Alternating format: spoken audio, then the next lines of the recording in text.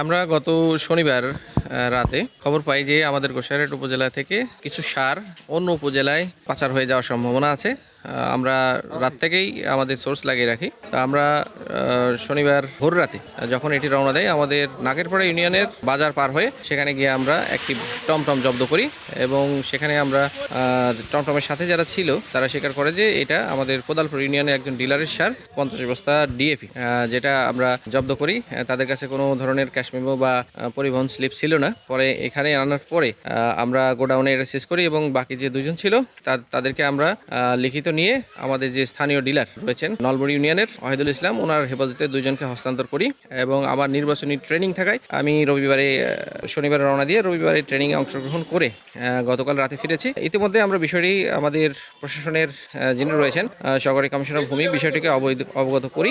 আমার এলাকার সার তো আমার এলাকায় থাকা উচিত। এই এলাকার সার যখন অন্য এলাকায় চলে যাবো তাহলে তো আমাদের সারের ঘাটতি হইব, আমরা অতিরিক্ত মূল্য দিয়ে সার কিনা লাগবো। তো এই জন্য যেহেতু আমার সারেরা এটা ধরছে, এটার উপযুক্ত শাস্তি হওয়া উচিত। যারা এই কাজটা করছে তাদের শাস্তি হওয়া উচিত। 4 গুণ শক্তিশালী এনজাইম ও অধিক ফেনা সমৃদ্ধ অরিক্স সিলভার ওয়াশ মাত্র 70 টাকায়। আমাদের এলাকার সার অন্য এলাকায় যদি বিক্রি করে দেয়, অবশ্যই আমাদের এলাকার সারের কেন্দ্রিক পড়বে, তাহলে আমরা সার পাবো কোথায়? এটা যদি সারেরা দূরে থাকে তাহলে অনেক উপকার আমাদের হয়েছে। আমাদের উপজেলার সার অন্য উপজেলায় বিক্রি করা একদম ঠিক হয় নাই, কিন্তু স্যাররা পর্যাপ্ত তদারকির মাধ্যমে এটা ধরতে পারছে, এতে আমাদের অনেক উপকার হয়েছে। কৃষক কিছু সার কিনা নিচ্ছে করতে, ঠিক আছে, তো ওরা আর কি নেওয়ার পথে হয়তো আমার কথা বলছে, এই জন্য সার মানে হয়তো এলাকার বাইরে নিচ্ছে, ঠিক আছে।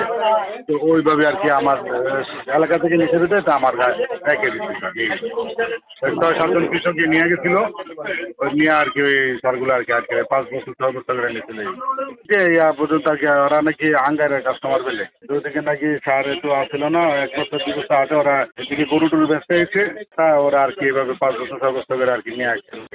না না, আমি তো পাঠাইনি, ঠিক আছে, এখন ওনারা কিনছে, ঠিক আছে। কৃষক সার চাইলে তো অনেক কৃষকের সার দিতে হয়, ঠিক আছে। সমস্যাটা তো এইখানে, কৃষকদের তো সামনে দিয়ে পারা যায় না। এখন কৃষক তো বিভিন্ন জায়গা থেকে আসে, মুলাদি থেকে আসে, বরিশাল থেকে আসে। এখন এই যে যখন বাজার মিলে তখন তো ট্রলার আসে বিভিন্ন জায়গা থেকে।